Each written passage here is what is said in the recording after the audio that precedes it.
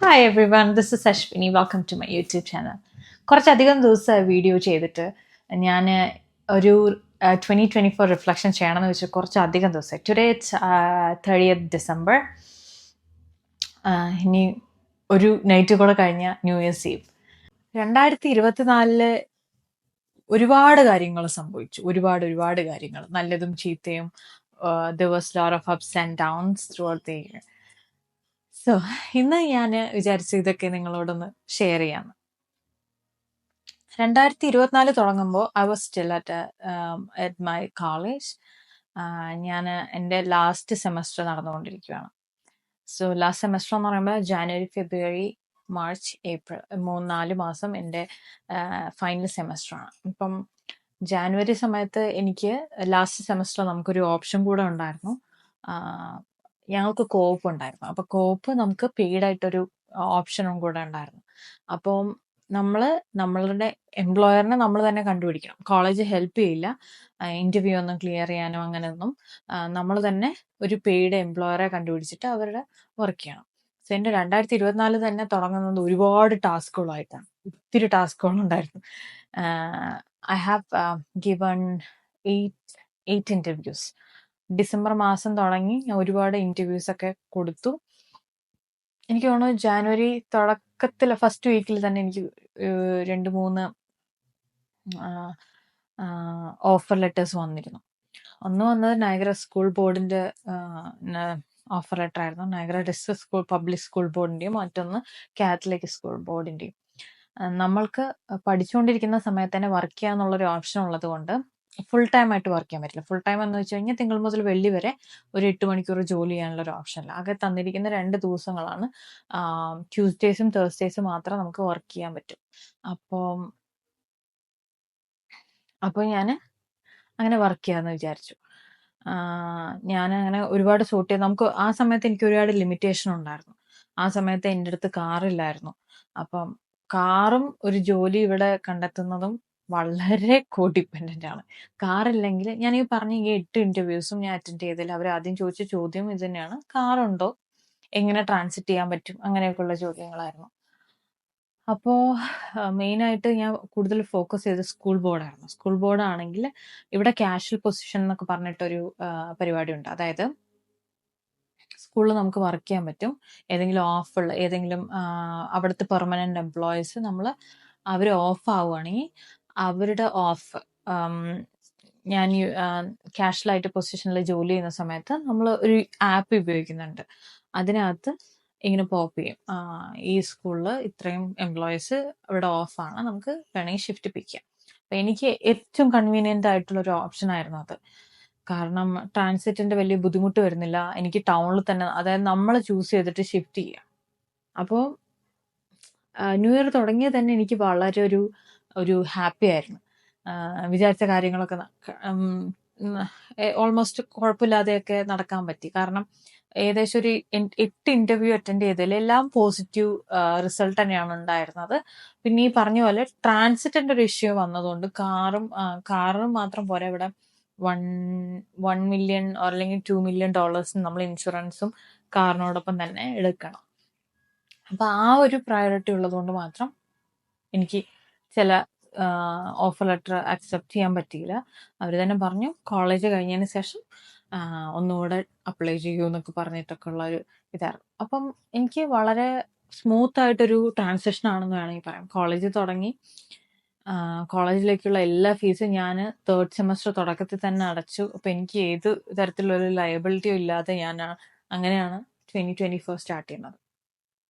അത് മാത്രമല്ല, എനിക്കൊരു പ്ലാൻ ഉള്ളത് എന്ന് വെച്ച് കഴിഞ്ഞാൽ 4th സെമസ്റ്റർ കഴിയുന്ന സമയത്ത് മൂവ് ചെയ്യണം. അതായത് ഇവിടെ ഇപ്പോൾ കാനഡയിലാണെങ്കിൽ ഒരുപാട് PR കാര്യങ്ങളൊക്കെ കിട്ടാൻ, പെർമനന്റ് റെസിഡൻസ് ഒക്കെ കിട്ടാൻ ഇപ്പോൾ ഭയങ്കര പ്രയാസമാണ് ഇന്റർനാഷണൽ സ്റ്റുഡൻസിനെ സംബന്ധിച്ചിടത്തോളം. അതിന് ചില പോയിന്റ്സ് ഒക്കെ മീറ്റ് ചെയ്യണം. അപ്പോൾ അതിനൊക്കെ വേണ്ടിയിട്ട് ചില പ്രൊവിൻസുകളിൽ ചില പ്രോഗ്രാംസ് ഉണ്ട്. അതായത് ഈ ഇന്റർനാഷണൽ സ്റ്റുഡൻസിനെ ഹെൽപ്പ് ചെയ്യുന്ന രീതിയിൽ ആ സ്കോർ മീറ്റ് ചെയ്യാൻ പറ്റുന്ന രീതിയിലുള്ള പ്രോഗ്രാംസ് ഒക്കെ ചില പ്രൊവിൻസുകളിൽ ഉണ്ടെന്ന് പറഞ്ഞിട്ട് ഞാനത് റിസർച്ച് ചെയ്യാൻ തുടങ്ങി. ഏകദേശം 2023 ലാസ്റ്റ് മന്ത് ഒക്കെ ആയപ്പോഴേ, ഡിസംബർ നവംബർ ഒക്കെ ആകുമ്പോഴത്തേക്ക് തന്നെ ഒരുപാട് റിസർച്ച് ചെയ്യുന്നു. ആദ്യത്തെ പ്രയോറിറ്റി ജോലി, അതായത് കോപ്പിനേക്കൊരു കോപ്പ് നമുക്ക് ജോലി കിട്ടുമെന്നായിരുന്നു. അത് ക്ലിയർ ചെയ്തതിന് ശേഷം പിന്നെ ഭയങ്കരമായിട്ട് സെർച്ച് ചെയ്തത് കോളേജിന് ശേഷം ഒരു ഫുൾ ടൈം ജോലിക്ക് വേണ്ടി ഞാൻ അപ്ലൈ ചെയ്യാൻ തുടങ്ങി. It was A quite A process. നമ്മൾ ജോലി മാത്രം അന്വേഷിച്ചാൽ പോരല്ലോ. ഇവിടെ ഇങ്ങനെ മൂവ് ചെയ്യുകയാണെന്നൊക്കെ പറഞ്ഞു കഴിഞ്ഞാൽ ഹൗസിങ്ങിനെ കുറിച്ച് ആലോചിക്കണം. ഹൗസിങ്ങിനെ കുറിച്ച് ആലോചിക്കണം എന്ന് പറയുമ്പോൾ ഒരുപാട് ഫോർമാലിറ്റീസ് ഉണ്ട് ഇവിടുത്തെ ഹൗസിങ്ങിനെ കുറിച്ചൊക്കെ നോക്കുന്ന സമയത്ത്. നമ്മുടെ ക്രെഡിറ്റ് സ്കോർ ചെക്ക് ചെയ്യും, അല്ലെങ്കിൽ ട്രാൻസിറ്റ് ചെയ്യുന്നത്. അതായത് ഞാൻ ഇവിടെ നിന്ന് ഇപ്പൊ മുമ്പ് ഞാൻ നയഗ്ര ഫോൾസിലായിരുന്നു. അവിടുന്ന് ഏകദേശം ആൽബർട്ട എന്ന് പറയും, ഇവിടെ ഒരു പ്രൊവിൻസ് ഉണ്ട്. അപ്പൊ അവിടേക്കായിരുന്നു ഞങ്ങൾ ഫോക്കസ് ചെയ്തത്. അപ്പോൾ എന്ന് വെച്ച് കഴിഞ്ഞാൽ കേരളത്തിൽ നിന്ന് കാശ്മീരിലേക്ക് അല്ലെങ്കിൽ അതിനപ്പുറം പോകുന്ന അത്രയും ദൂരമുണ്ട്. അപ്പൊ അതൊരിക്കലും ഡ്രൈവ് ചെയ്ത് പോകാനും പറ്റില്ല. അപ്പോൾ എങ്ങനെ പോകണം, അതിനൊക്കെ കുറിച്ചുള്ള എല്ലാ കാര്യങ്ങളും ഞാൻ ഇങ്ങനെ സ്റ്റഡി ചെയ്യുന്നു, റിസർച്ച് ചെയ്യുന്നു. അതുപോലെ തന്നെ ഇമിഗ്രേഷൻ ലോസ് ഇങ്ങനെ മാറി മറിഞ്ഞുകൊണ്ടിരിക്കണം. ഓരോ ദിവസം ഓരോരോ പുതിയ അപ്ഡേറ്റ്സ് വരുന്നു.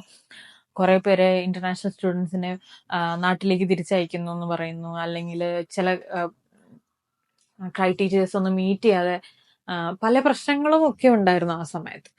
അപ്പോ ഇതുപോലെ ഇങ്ങനെ ചെയ്തുകൊണ്ടിരിക്കുന്ന റിസർച്ച് ചെയ്തുകൊണ്ടിരിക്കുന്ന ആ ഒരു സമയത്ത് വളരെ അൺഎക്സ്പെക്റ്റഡ് ആയിട്ടൊരു അപ്ഡേറ്റ് വന്നു കാനഡ ഗവൺമെന്റ് ഇമിഗ്രേഷനിൽ നിന്ന്. അതായത് ആൽബർട്ടിൽ ഞങ്ങൾ പോകാനിരുന്ന ആ പ്രൊവിൻസിൽ ഏത് പ്രോഗ്രാമിനാണ് അപ്ലൈ ചെയ്യാൻ, ഏത് പ്രോഗ്രാം ത്രൂ ആണോ പെർമനന്റ് റെസിഡന്റിന് അപ്ലൈ ചെയ്യാൻ നോക്കിയത്, അതായത് PNP എന്നൊക്കെ പറയും, അത് ക്യാൻസൽ ചെയ്തെന്ന് പറഞ്ഞു. അത് ഭയങ്കര ഒരു അടിയായിപ്പോയി. പിന്നെ എന്ത് ചെയ്യണമെന്ന് അറിയില്ല. പിന്നെ ഭയങ്കര ഇൻട്രസ്റ്റോടെ തുടങ്ങിയ കാര്യം പിന്നെ ഞാൻ അങ്ങനെ ഡൗൺ ആയിപ്പോയി. വീടൊക്കെ നോക്കാൻ തുടങ്ങിയായിരുന്നു. പിന്നെ ഇതിന്റെ കാര്യം ഒന്നും ഉറപ്പില്ലാതെ വീട് നോക്കിയിട്ട് എന്താ കാര്യം അല്ലേ. അപ്പൊ അതൊക്കെ ഞാൻ അങ്ങനെ സ്റ്റോപ്പ് ചെയ്തു. ഒരു വൺ വീക്കോളം ഭയങ്കര ഡൗൺ ആയി. ഒരു ലോയറിനെ ഞാൻ കോണ്ടാക്ട് ചെയ്തു. അപ്പം അവിടെയുള്ള ലബർട്ടിലുള്ള ഒരു ലോയറിനെ കോണ്ടാക്ട് ചെയ്തു. അപ്പൊ പുള്ളി പറഞ്ഞത് കുഴപ്പമില്ല, അതല്ലാതെ വേറൊരു സ്ട്രീം കൂടെ ഉണ്ട്, അത് ത്രൂ നിങ്ങൾക്ക് അപ്ലൈ ചെയ്യാം. പക്ഷെ ഇങ്ങനത്തെ ട്രാവൽ എക്സ്പെൻസും ഹൗസിങ് എക്സ്പെൻസും ബാക്കിയുള്ള കാര്യങ്ങളൊക്കെ അവോയ്ഡ് ചെയ്യാൻ വേണമെങ്കിൽ നിങ്ങൾ നിൽക്കുന്ന ഈ പ്രൊവിൻസ് തന്നെ വേണമെങ്കിൽ ചൂസ് ചെയ്തിട്ട് അവിടെ വേറെ ഏതെങ്കിലും ജോലി നോക്കിക്കൂടെ എന്നൊക്കെയുള്ള ഓപ്ഷനായി. അപ്പോഴത്തേക്കൊരു മനസ്സ് മടുത്തിരുന്നു. പിന്നെ പറഞ്ഞു, ഞാനും അപ്പൊ രാഹുലും നമ്മൾ ഒരുമിച്ചല്ല, ഞങ്ങള് we were in a long distance from കുറെ കാലമായിട്ട്. അപ്പം ഞങ്ങളും അത് നോക്കി കാണാം. കാരണം എന്റെ കോളേജ് കഴിഞ്ഞാൽ നമ്മൾ ഒരുമിച്ച് മൂവ് ചെയ്യാം എന്നൊക്കെ വിചാരിച്ച് വി പ്ലാൻഡ് എ ലോട്ട്. ഇത് അങ്ങനെ ഡെസ്പായപ്പോ ആ പരിപാടി ക്യാൻസൽ ആയപ്പോ ആകെ കൂടെ മൊത്തത്തിലൊരു അൺസെർട്ടനിറ്റി ആയിരുന്നു. എന്ത് ചെയ്യണം അങ്ങനെയൊന്നും അറിയാത്തൊരു അവസ്ഥയായി. പിന്നെ കൂടുതൽ ഫോക്കസ് ചെയ്തില്ല എന്ന് വേണമെങ്കിൽ പറയാം.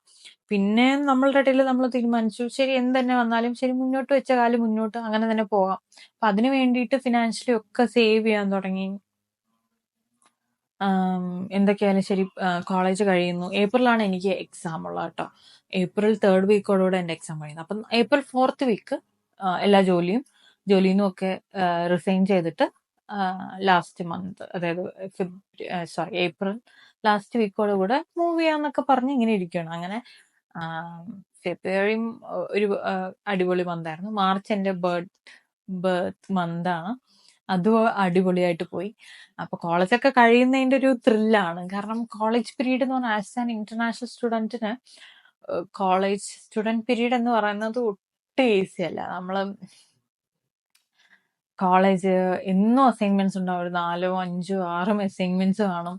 അതുകൂടാതെ ജോലി കാണും. I use to work every time. Last ഈ 4 സെമസ്റ്ററിലും എനിക്ക് 3 ജോലിയൊക്കെ മിനിമം ഉണ്ടായിരുന്നു, 3 എംപ്ലോയറിന്റെ അടുത്ത്. അങ്ങനെ ഞാൻ ഏകദേശം തോന്നുന്നു ആ 2 വർഷത്തിൽ ഏകദേശം ഒരു 10-12 എംപ്ലോയേഴ്സിന്റെ അടുത്ത് ഞാൻ വർക്ക് ചെയ്തിട്ടുണ്ട്. എല്ലാവരുടെ അടുത്തും നല്ലൊരു എക്സ്പീരിയൻസ് ആയിരുന്നു എനിക്ക് കിട്ടിയത്. ഭയങ്കര ഒരു എക്സ്പോഷർ ആയിരുന്നു. അത് ഞാൻ ശരിക്കും എൻജോയ് ചെയ്തു എന്ന് വേണമെങ്കിൽ പറയാം. അപ്പോൾ ഞാൻ ജാനുവരി സമയത്ത് ഞാൻ വർക്ക് ചെയ്തത് നയഗ്ര കാത്തലിക് സ്കൂൾ ബോർഡിൽ ഞാൻ വർക്ക് ചെയ്തു. നയഗ്ര ഡിസ്ട്രിക്ട് പബ്ലിക് സ്കൂൾ ബോർഡിൽ ഞാൻ വർക്ക് ചെയ്യുന്നുണ്ട്. അത് കൂടാതെ എൻ്റെ പാർട്ട് ടൈം ആയിട്ട് ഞാൻ വർക്ക് ചെയ്തിരുന്നത് സാറ്റർഡേ സൺഡേകളിലും ഹോളിഡേയ്സിലും ഒക്കെ ഞാൻ വർക്ക് ചെയ്തത് നയഗ്ര ഫാൾസിലുള്ള കെസിനോയിൽ ഞാൻ വർക്ക് ചെയ്യുന്നുണ്ടായിരുന്നു. പിന്നെ എവിടെയാ പിന്നെ സ്റ്റാർബക്സിൽ ഇനീഷ്യൽ ടൈമിൽ ജാനുവരി തുടക്കത്തിൽ ഞാൻ വർക്ക് ചെയ്തു. പിന്നെ ഈ സ്കൂളും കാര്യങ്ങളും ഒക്കെ ആയതിനു ശേഷം എനിക്ക് ഒട്ടും പറ്റാതെ സമയമില്ല. അപ്പം അവിടെ അത് അങ്ങനെ സ്റ്റോപ്പ് ചെയ്തു. അപ്പം അങ്ങനെ ഇരിക്കുവാണ്. ഏപ്രിലൊക്കെ ആകുമ്പോൾ മൂവ് ചെയ്യാൻ വേണ്ടി നിൽക്കുന്നു. എന്ത് പറയട്ടെ, ആ സമയത്ത്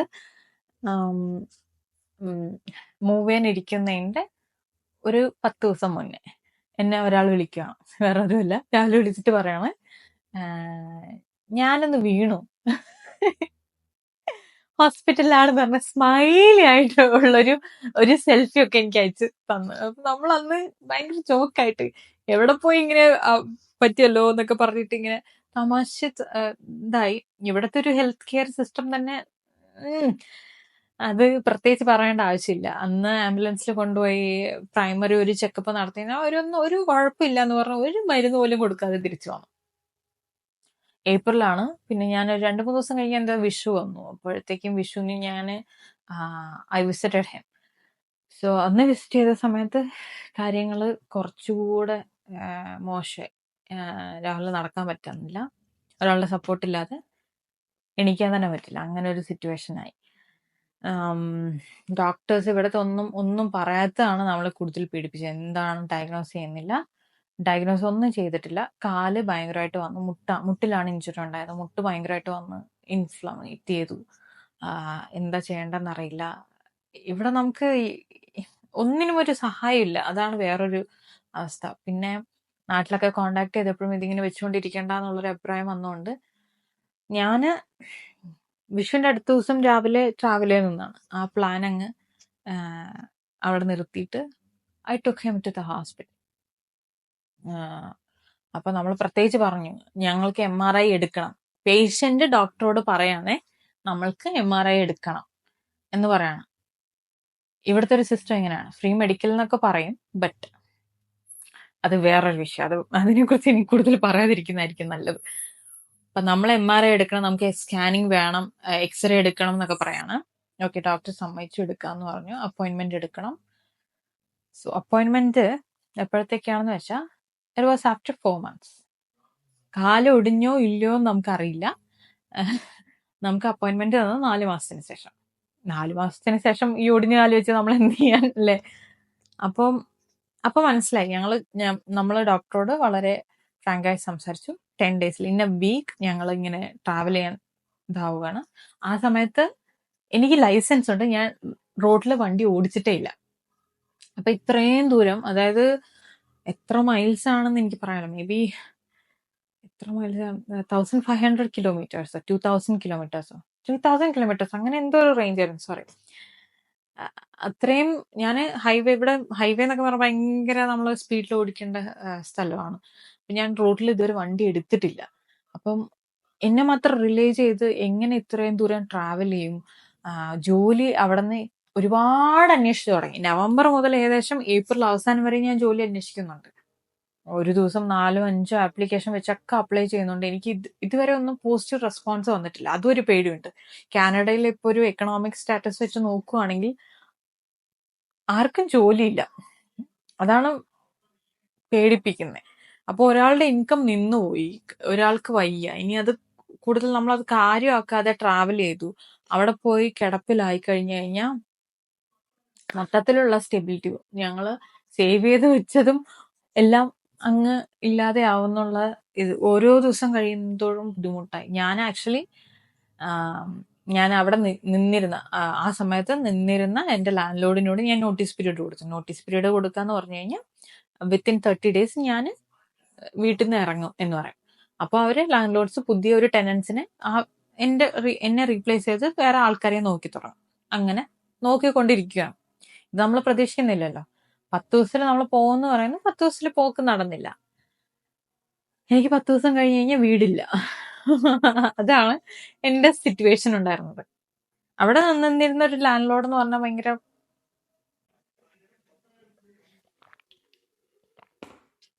നമ്മളെ ഇന്റർനാഷണൽ സ്റ്റുഡൻസിനെ മുതലെടുക്കാൻ വേണ്ടി ഒരുപാട് ആൾക്കാരുണ്ട്.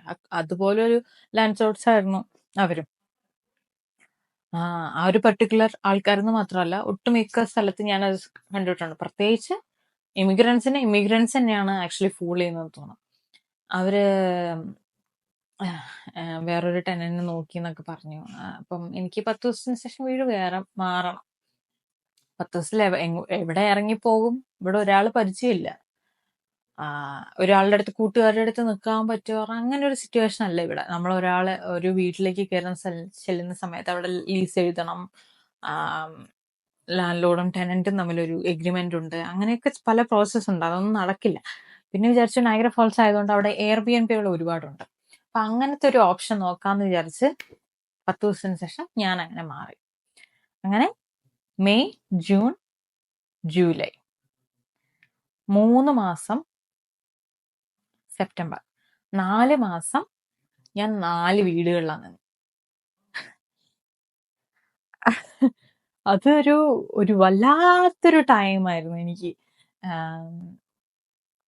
നമ്മൾ ഒറ്റപ്പെട്ട പോലെയൊക്കെ തോന്നും. ഭയങ്കര ഡിഫിക്കൽട്ടായിരുന്നു. പക്ഷെ എനിക്ക് അപ്പോഴും അറിയാം ഇതൊക്കെ സർവൈവ് ചെയ്ത് പോകും എന്നൊക്കെ അറിയാം.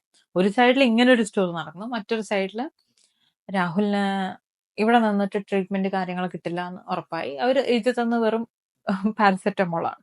അത് കഴിഞ്ഞിട്ട് കാലൊടിവിന് എന്ത് സംഭവിക്കാൻ. അപ്പോ നമ്മൾ തീരുമാനിച്ചു, okay, we are dropping this plan. നമ്മൾ പോകുന്നില്ല.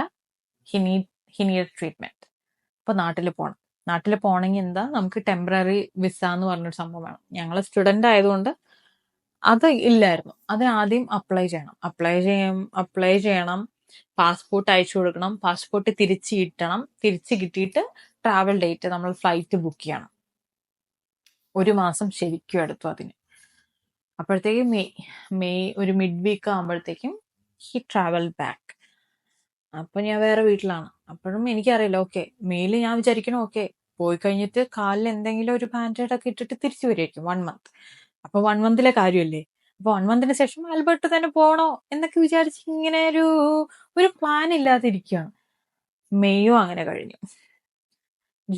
ജൂണിൽ വിചാരിക്കുന്നു, ശരി, ഞാൻ ഒറ്റയ്ക്ക് എന്നാല് എങ്ങോട്ടെങ്കിലും മൂവ് ചെയ്യാം, ഞാൻ പോയിട്ടെങ്കിലും കാര്യങ്ങൾ ശരിയാക്കാം എന്ന് വിചാരിച്ച് നോക്കുന്നു. അപ്പോൾ ഇത്രയും 3000 കിലോമീറ്റേഴ്സ് എന്നെ കൊണ്ട് ഡ്രൈവ് ചെയ്യാൻ ഒരു താല്പര്യം ഇല്ലാത്തതുകൊണ്ട് ശരി, ഈ പ്രോവിൻസിൽ തന്നെ നോക്കാന്ന് പറഞ്ഞ് പലയിടത്തും ജോലി നോക്കി തുടങ്ങി.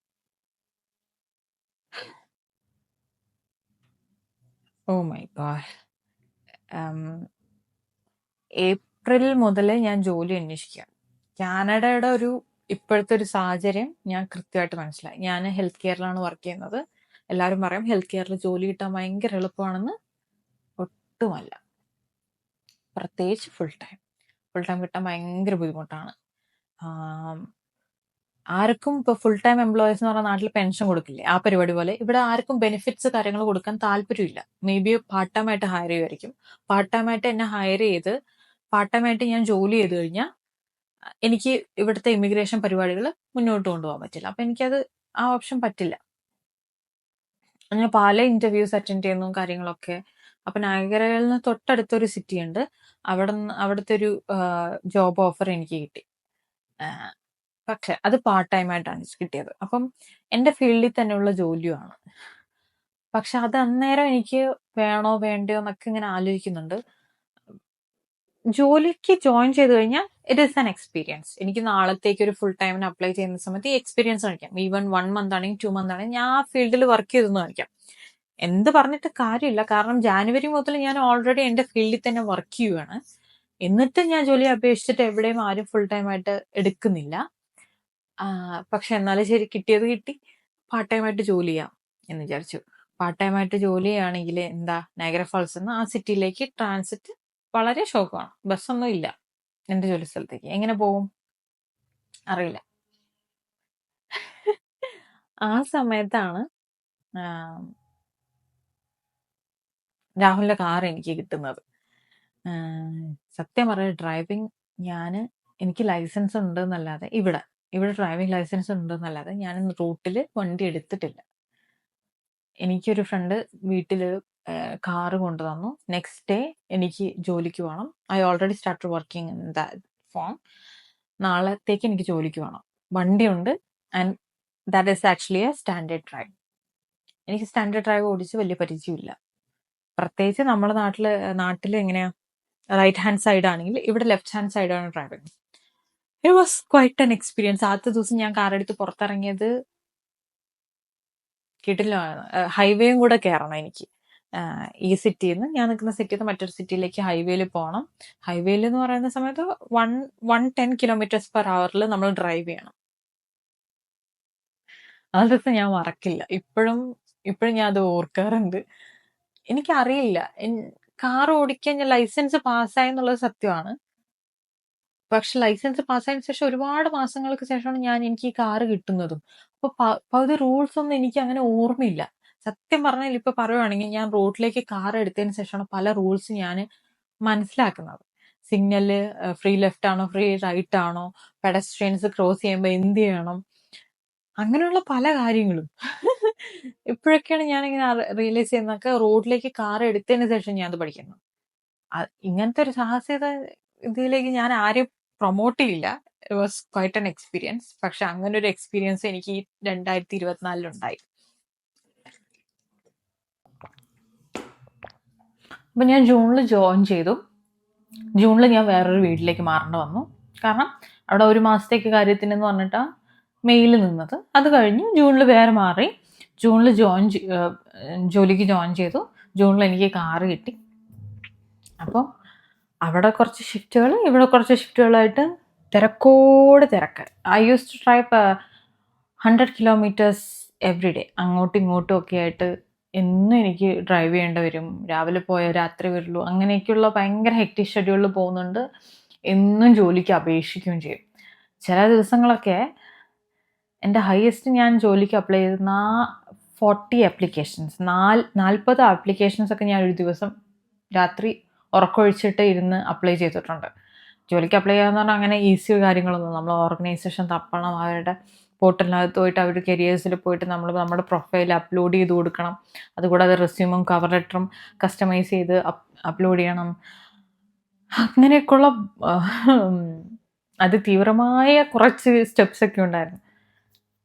അങ്ങനെയൊക്കെ ചെയ്യണം. ഇത് ഇങ്ങനെ തുടർന്നു. ജൂൺ കഴിഞ്ഞു, ജൂലൈ കഴിഞ്ഞു, ഓഗസ്റ്റ് കഴിഞ്ഞു.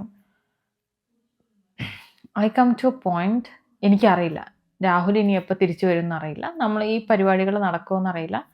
ശരി, എന്നാൽ പിന്നെ നയഗ്ര ഫാൾസിൽ തന്നെ ഇനി അങ്ങോട്ട് മുന്നോട്ട് ഈ പാർട്ട് ടൈമും വെച്ച് പോവാം. കിട്ടുമെന്ന് തോന്നുന്നില്ല. ഇവിടുത്തെ നിന്ന് 1 year എക്സ്പീരിയൻസ് എടുത്തിട്ട് വേറൊരു ഫുൾ ടൈം ജോലിക്ക് നോക്കാം എന്നൊക്കെ വിചാരിക്കുക. പലതും വിചാരിക്കുന്നത്. അല്ല, ഇനിയിപ്പോൾ രാഹുലിൻ്റെ സിറ്റിയിലേക്ക് ഞാൻ മൂവ് ചെയ്തിട്ട് അവിടെ പുതിയൊരു ജോലിക്ക് തപ്പണോ, പല കാര്യങ്ങളും നടക്കുന്നത്. കാരണം പല ജോലിക്ക് അപ്ലൈ ചെയ്യുന്ന സമയത്ത് ചിലവിടെ ഇൻ്റർവ്യൂ കഴിയുന്നുണ്ട്, ചിലവർ ജോയിൻ ചെയ്യാൻ പറ്റുമോ എന്ന് ചോദിക്കുന്നത്. രാഹുൽ നിന്നിരുന്നൊരു സിറ്റിയിൽ നിന്ന് എനിക്കൊരു ഓഫർ ലെറ്റർ വന്നിരുന്നു. അതും പാർട്ട് ടൈമാണ്. ശരി, എന്നാൽ അങ്ങനെയെങ്കിലും ചെയ്ത് കഴിഞ്ഞ് കഴിഞ്ഞാൽ വി ക്യാൻ ബി ടുഗെദർ എന്ന് പറഞ്ഞാൽ അങ്ങനെയും പ്ലാൻ ചെയ്തു. ഇത്രയും മാസം കഴിയുമ്പോഴും മെയിൽ പോയിട്ട് രാഹുലിന് കാലിൽ ബാൻഡേഡ് കാസ്റ്റ് ചെയ്യേണ്ടതായിട്ട് വന്നു. അപ്പോൾ ഏകദേശം മെയ്, ജൂൺ, ജൂലൈ അതൊക്കെ he had a cast for almost 60 days. അതിനുശേഷം കാല് നിവർത്താൻ പറ്റുന്നില്ല, ഒരിക്കലും ട്രാവൽ ചെയ്യാൻ പറ്റില്ല. നമ്മൾ തന്നെ ശരി ഇനി ഒന്നും ധൃതി വെച്ചിട്ട് കാര്യമില്ല എന്ന് പറഞ്ഞിട്ട് എപ്പോഴത്തേക്കാണ് ഒക്ടോബർ ഫസ്റ്റ് വീക്കാണ് റിട്ടേൺ ടിക്കറ്റ് എപ്പോൾ ബുക്ക് ചെയ്യുന്നത്, ഓഗസ്റ്റിൽ ബുക്ക് ചെയ്യുന്നത്. അപ്പോൾ ഇങ്ങനെയൊക്കെ കാര്യങ്ങൾ നടക്കുന്നു. ഞാൻ വീട് മാറുന്നു, ഓരോ വീട് മാറിക്കൊണ്ടിരുന്നു. അങ്ങനെ എൻ്റെ 3ാമത്തെ വീട് മാറ്റം ഓഗസ്റ്റിൽ. അപ്പോൾ പല ജോലികൾക്കും അപ്ലൈ ചെയ്യുന്നുണ്ട്, പലയിടത്തും പല രീതിയിൽ പകുതിയോളം എത്തി. പിന്നെ അതിനെക്കുറിച്ച് കേൾക്കുന്നില്ല. പലരും പാർട്ട് ടൈം ആണ് ഓഫർ ചെയ്യുന്നത്. എനിക്ക് പാർട്ട് ടൈം വിട്ടിട്ട് ഒരു കാര്യമില്ല. അപ്പോൾ ഇവിടെ നിന്നിട്ട് വിട്ടിട്ട് ട്രാവൽ ചെയ്തിട്ട് മറ്റൊരു സ്ഥലത്ത് പോയിട്ട് പാർട്ട് ടൈം ഇതേ ജോലി ചെയ്യേണ്ട കാര്യമില്ല. എനിക്ക് ഏത് രീതിയിലും ബെനിഫിറ്റഡ് അല്ല. അപ്പോൾ ആ ചോയ്സ് വേണ്ടെന്ന് വിചാരിക്കുകയാണ്. അല്ലെങ്കിൽ എല്ലാ ജോലിയും കളഞ്ഞിട്ട് ഏതെങ്കിലും ഒരു പുതിയ സിറ്റിയിൽ പോയിട്ട് അവിടെ നിന്ന് ആദ്യമേ തുടങ്ങിയാലോ, അങ്ങനെ ഒരു ആലോചന ഉണ്ടായിരുന്നു. പക്ഷെ അത് മണ്ടത്തരമാണ്. ഇപ്പോഴത്തെ ഒരു നിലനിൽപ്പിൽ ജോലിയില്ല, വീടില്ല, അങ്ങനെ ഞാൻ ട്രാവൽ ചെയ്ത് മൊത്തത്തിൽ റിസ്ക് എടുക്കുവാണ്. സേവിങ്സ് ഒക്കെ നമ്മൾ എത്ര പറഞ്ഞാലും ഇവിടെ ഇങ്ങനെ നമുക്ക് ജോലി ഇല്ലാതെ നിന്ന് കഴിഞ്ഞാൽ അതിൻ്റെ ബുദ്ധിമുട്ട് ഭയങ്കരമാണ്. അപ്പം അങ്ങനെയൊക്കെ ചില സമയത്ത് റിസ്ക് എടുക്കാം എന്നൊക്കെ വിചാരിച്ച ദിവസങ്ങളൊക്കെ ഉണ്ട്. അങ്ങനെ ഓഗസ്റ്റ് ലാസ്റ്റ് വീക്കാണ്. എനിക്കറിയില്ല, എനിക്ക് ഇപ്പോഴും ഐ എം സോ ഗ്രേറ്റ്ഫുൾ. ഒരു ദിവസം എനിക്കൊരു ഇൻ്റർവ്യൂ കോൾ വന്നു. അത് സംഭവിക്കുന്നത് എന്താണെന്ന് വെച്ച് കഴിഞ്ഞാൽ, ജൂലൈയിൽ ഞാനൊരു ഇൻ്റർവ്യൂ അറ്റൻഡ് ചെയ്തു. Same organisation. എനിക്ക് കുറേ I been with their process for almost a month. എനിക്ക് ജോലി കിട്ടിയെന്ന് തന്നെ ഞാൻ വിചാരിച്ചു. ഞാൻ നിന്നിരുന്ന വീട്ടിൽ നിന്ന് അവിടെ നിന്ന് ഇറങ്ങാമെന്നൊക്കെ വിചാരിച്ചിട്ട് വേറൊരു സിറ്റിയിലേക്കാണ് അങ്ങോട്ട് ട്രാവൽ ചെയ്യാമെന്നൊക്കെ വിചാരിച്ച് ഞാനിങ്ങനെ വെയിറ്റ് ചെയ്ത് നിൽക്കുവാണ്. അതൊക്കെ കഴിഞ്ഞ് എന്തൊക്കെയോ ഹോളിഡേയ്സ് ഒക്കെ ഇടയിൽ വന്നു, ഒരു 10 ദിവസത്തെ ഗ്യാപ്പ് വന്നു. അതിനുശേഷം ഞാൻ എൻ്റെ ഹയറിംഗ് മാനേജറെ കോൺടാക്ട് ചെയ്തപ്പോൾ സോറി, എക്സ്പീരിയൻസിൻ്റെ കാരണം കൊണ്ട് മാത്രം നമ്മൾ വേറെ ഒരാളെ ചൂസ് ചെയ്യേണ്ടതായിട്ട് വന്നു. ഞാൻ ഭയങ്കര ഡിസപ്പോയിൻറ്റഡ് ആയി. ഞാൻ അപ്പോഴും ഒരു പോസിറ്റീവ് ഒരു കോൺവെർസേഷനുമായിട്ടാണ് മുന്നോട്ട് പോകുന്നത്. ഭയങ്കര പ്രൊഫഷണലായിട്ട് തന്നെ ഞാൻ ഇമെയിലൂടെ ചോദിച്ചു, എനിക്ക് ഇൻ്റർവ്യൂ കഴിഞ്ഞ് എൻ്റെ ഒരു ഫീഡ്ബാക്കൊക്കെ തരാൻ പറ്റുമെന്ന് പറഞ്ഞു. ഹി വാസ് മൈ അതായത് ഇൻ്റർവ്യൂ എടുത്ത hiring manager was so nice. He give me a very good feedback. അപ്പം ഇങ്ങനെയൊക്കെയാണ് നമ്മൾ എന്ത് ചെയ്യുക, നമ്മളുടെ കമ്മ്യൂണിറ്റി ഉണ്ടാക്കുക എന്നൊക്കെ പറയില്ല, അതായത് ടൈസ് ഉണ്ടാക്കുക എന്ന് പറയില്ലേ. Once you are in this field working, നമ്മൾ ഏത് ഫീൽഡിലാണ് വർക്ക് ചെയ്യുന്നത്, we have to maintain a community, അല്ലെങ്കിൽ ഒരു റിലേഷൻഷിപ്പ് ഉണ്ടാക്കുക എന്നൊക്കെ പറയുന്നത്. അത് ഞാൻ ഇൻറ്റൻഷനലി ഉണ്ടാക്കിയൊരു എഫേർട്ടായിരുന്നു. ഞാൻ ഭയങ്കര ഡിസപ്പോയിൻറ്റഡ് ആയിരിക്കുന്ന സമയത്ത് പോലും ഞാൻ ഹയറിംഗ് മാനേജറോട് വളരെ നൈസായിട്ട് ഞാൻ സംസാരിച്ചത്.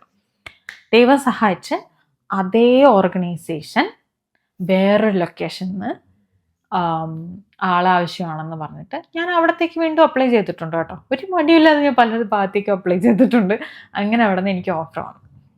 അപ്പം ഞാൻ പറഞ്ഞു, ഹയറിംഗ് പ്രോസസ്സിൽ ഒരുപാട് കാര്യങ്ങളുണ്ട്. ആദ്യം തന്നെ നമ്മളുടെ കോണ്ടാക്ട്സിലുള്ള നമ്മൾ കൊടുക്കുന്ന റെഫറൻസ്. എൻ്റെ റെഫറൻസ് എന്ന് പറഞ്ഞാൽ എൻ്റെ പ്രൊഫസേഴ്സ് ഉണ്ട്, ഞാൻ വർക്ക് ചെയ്ത എൻ്റെ എംപ്ലോയേഴ്സ് ഉണ്ട്, കുറേ എംപ്ലോയേഴ്സ് ഉണ്ട്. ഫീൽഡിൽ സ്കൂളിൽ വർക്ക് ചെയ്ത എംപ്ലോയർ ഉണ്ട്, ഞാൻ വർക്ക് ചെയ്ത ഓർഗനൈസേഷനിലുള്ള എംപ്ലോയർ, അവരൊക്കെ റെഫറൻസ് വെച്ചിരിക്കുകയാണ്. അപ്പോൾ ഞാൻ അവരോട് പറഞ്ഞു, ഓൾറെഡി ഞാൻ ഈ പ്രോസസ്സൊക്കെ കഴിഞ്ഞു പോയി, റെഫറൻസിനെ കോൺടാക്ട് ചെയ്തിട്ടുണ്ട്, ഇൻ്റർവ്യൂ കഴിഞ്ഞിട്ടുണ്ട്, ഒരു റെക്കോർഡഡ് ഇൻ്റർവ്യൂ വീഡിയോ കോൾ കഴിഞ്ഞിട്ടുണ്ട്, ഇതൊക്കെ കഴിഞ്ഞിട്ടുണ്ട്. എനിക്ക് വീണ്ടും എൻ്റെ റെഫറൻസിനെ വീണ്ടും ബുദ്ധിമുട്ടിക്കാൻ എനിക്ക് താല്പര്യമില്ല.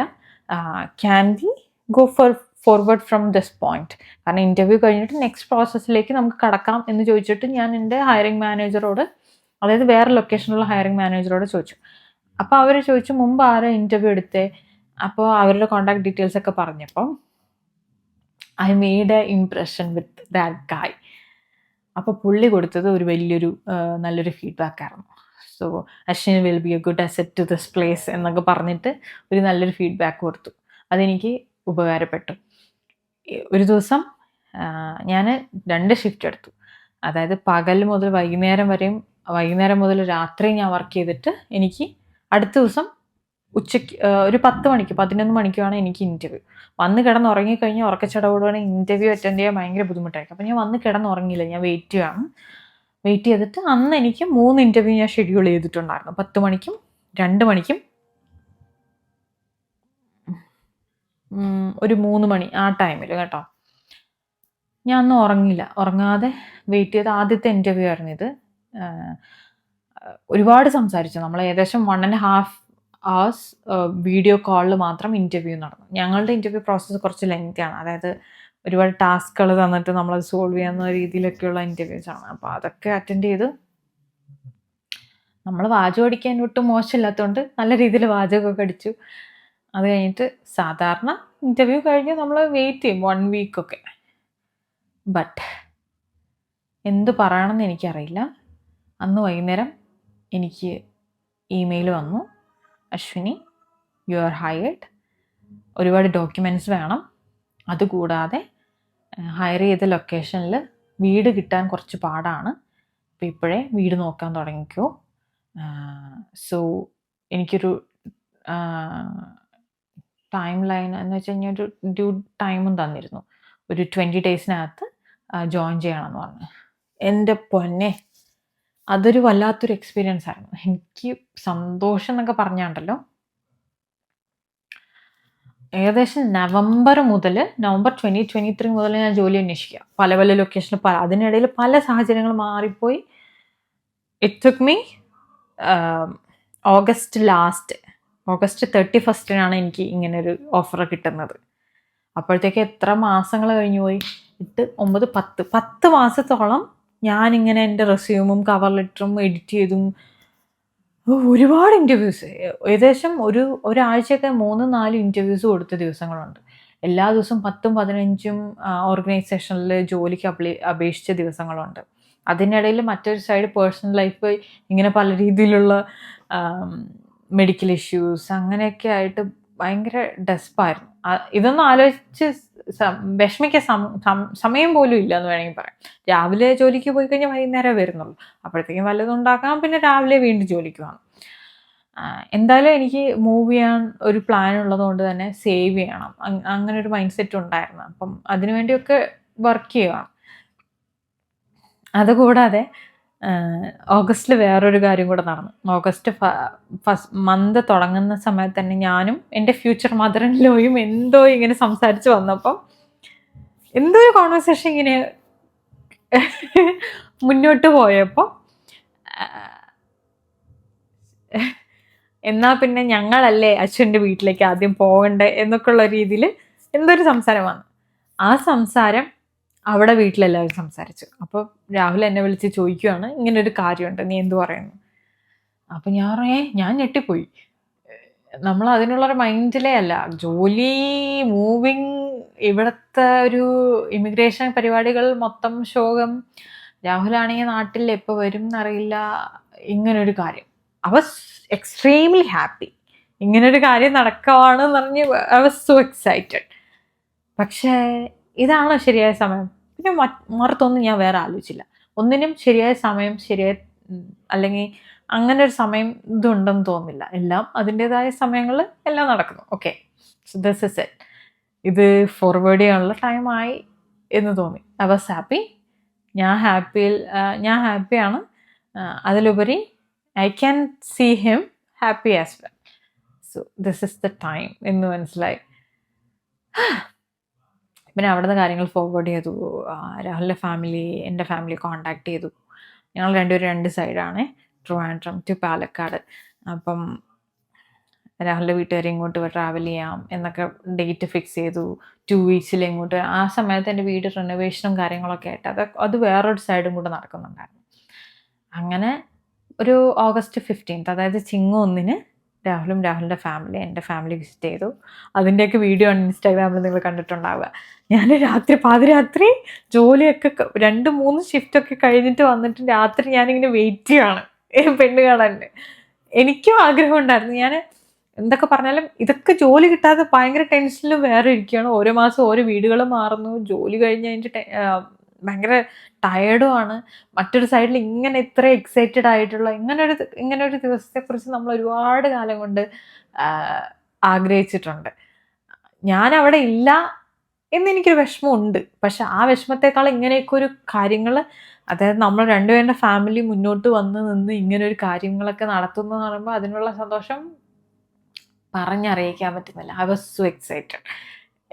അങ്ങനെ ഒരു തീരുമാനം എടുത്ത ദിവസം മുതൽ ഏകദേശം 1.5 മാസത്തോളം ഞാൻ എൻ്റെ വീട്ടിൽ വിളിക്കുന്നു, രാഹുലിൻ്റെ വീട്ടിൽ വിളിക്കുന്നു.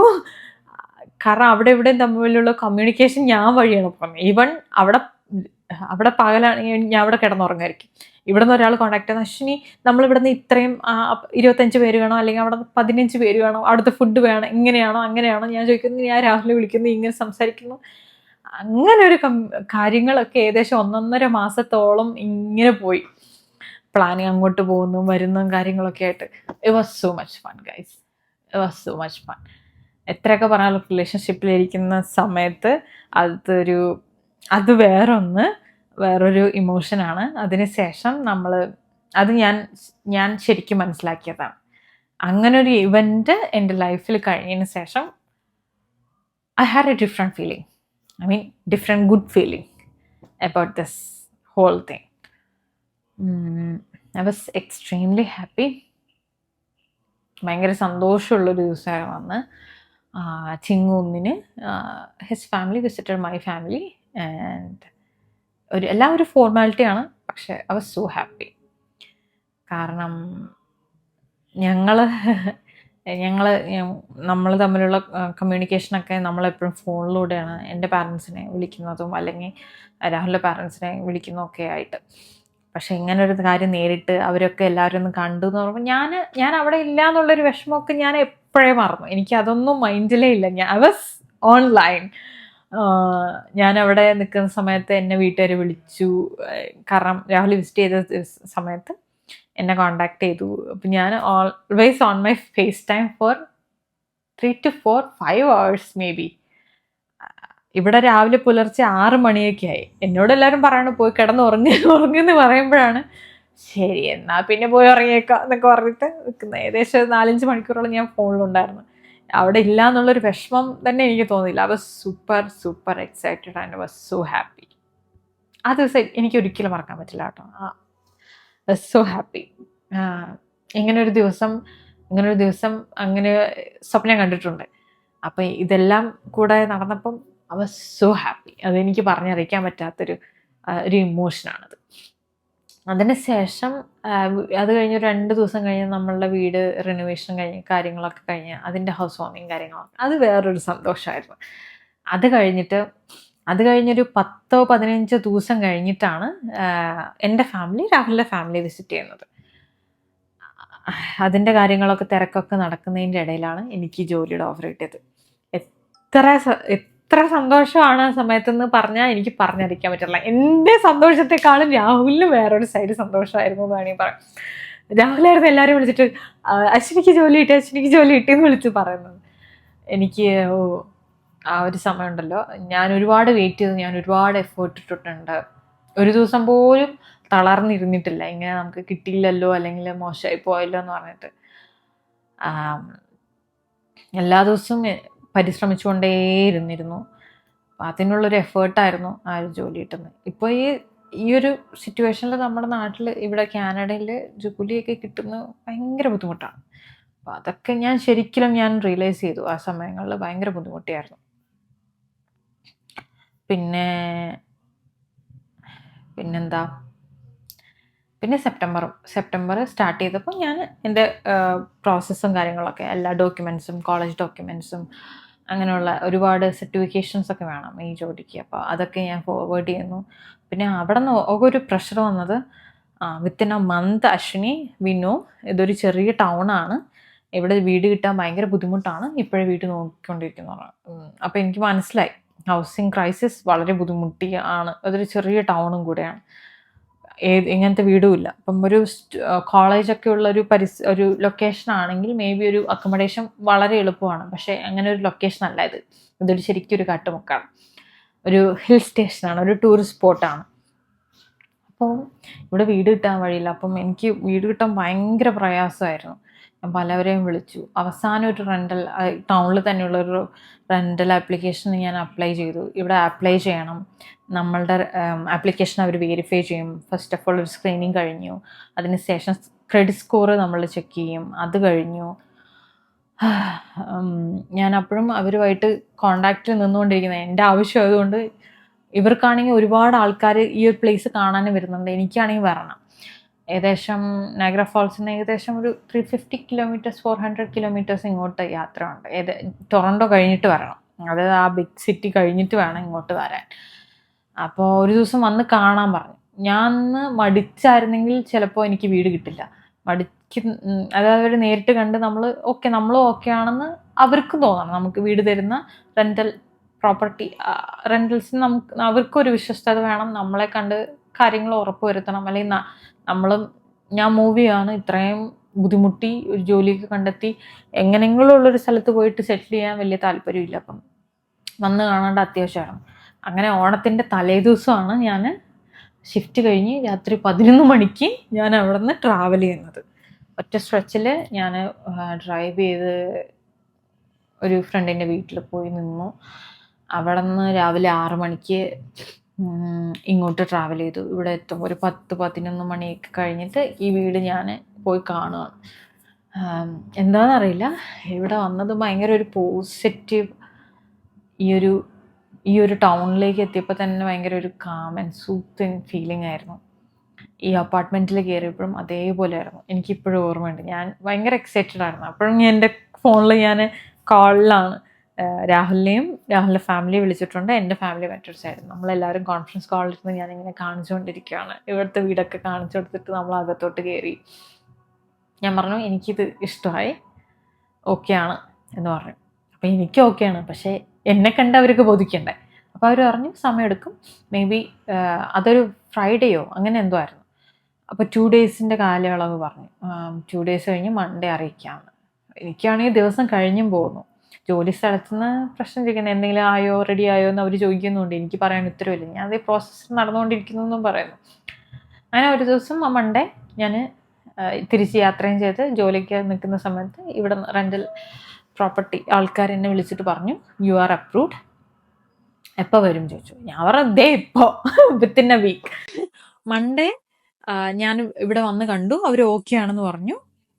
എൻ്റെ ജോലിയുടെ ലാസ്റ്റ് ഡേ ഞാൻ എന്തോ മുൻകൂട്ടി മൈൻഡിൽ കണ്ടിട്ടുണ്ടായിരുന്നു. ഞാൻ ഓൾറെഡി എല്ലാ ജോലി സ്ഥലങ്ങളും ഞാൻ പറഞ്ഞു ബുധനാഴ്ച ആയിരിക്കും എൻ്റെ ലാസ്റ്റ് ഡേറ്റ് എന്ന് പറഞ്ഞു. എങ്ങനെ അത് പറഞ്ഞു എന്തെന്ന് അറിയില്ല, രണ്ട് കൽപ്പിച്ച് ഞാൻ അങ്ങനെ പറഞ്ഞു. 22 ഇവിടെ joining day. Oh my God, എനിക്ക് ഡേറ്റ് കൃത്യമായിട്ട് ഓർക്കുന്നില്ല. 20-ാം തീയതി ഞാൻ ഇവിടെ ജോയിൻ ചെയ്യണമെന്ന് പറഞ്ഞിട്ടുണ്ട്.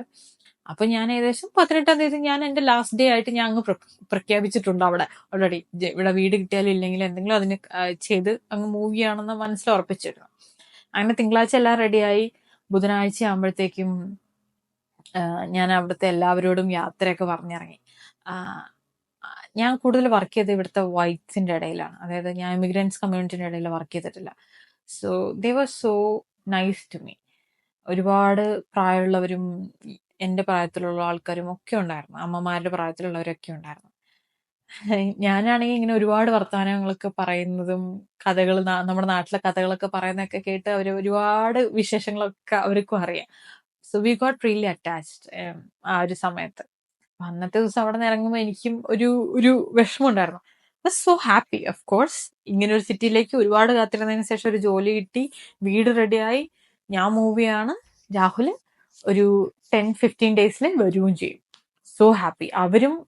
അവർക്കും എൻ്റെ കൂടെ വർക്ക് ചെയ്ത എന്നെ അറിയുന്ന ആൾക്കാരൊക്കെ പറയുന്നുണ്ട് we were so happy for you Ashwini എന്നൊക്കെ പറഞ്ഞ് അങ്ങനെ ഒരു സെൻഡ് ഓഫ് കഴിഞ്ഞിട്ടാണ് ഞാൻ അവിടെ നിന്ന് ഇറങ്ങുന്നത്. എനിക്കൊരു ബിറ്റ് ഇമോഷണൽ എന്ന് വേണമെങ്കിൽ പറയാം.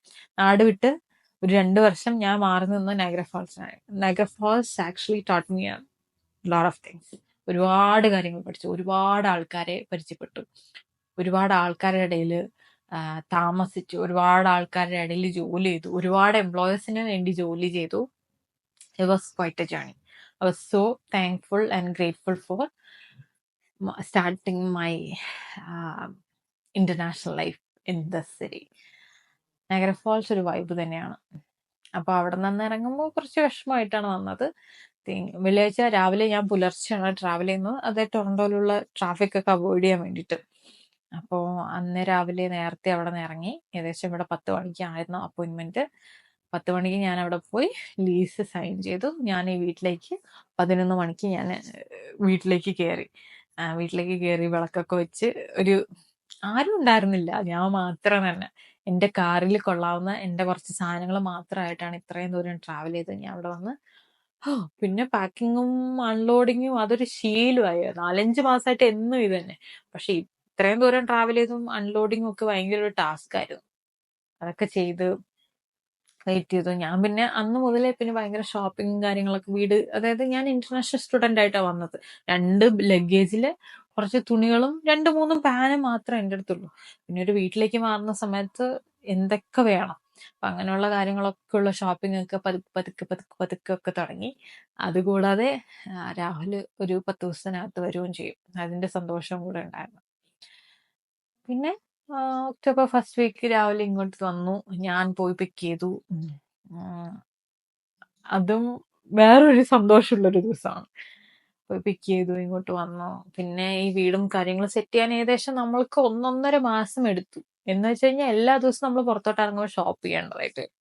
അങ്ങനെയായിരുന്നു ഇവിടെ കാണുന്ന എല്ലാ സാധനങ്ങളും നമ്മൾ വാങ്ങിച്ചത് എന്ന് വേണമെങ്കിൽ പറയാം. അത് വാസ് ക്വൈറ്റ് എ ജേർണി. പിന്നെ ഈ സിംഗിൾ ലൈഫിൽ നിന്ന് ഈ ഒരു ട്രാൻസിഷൻ, അതൊരു ട്രാൻസിഷനാണ്.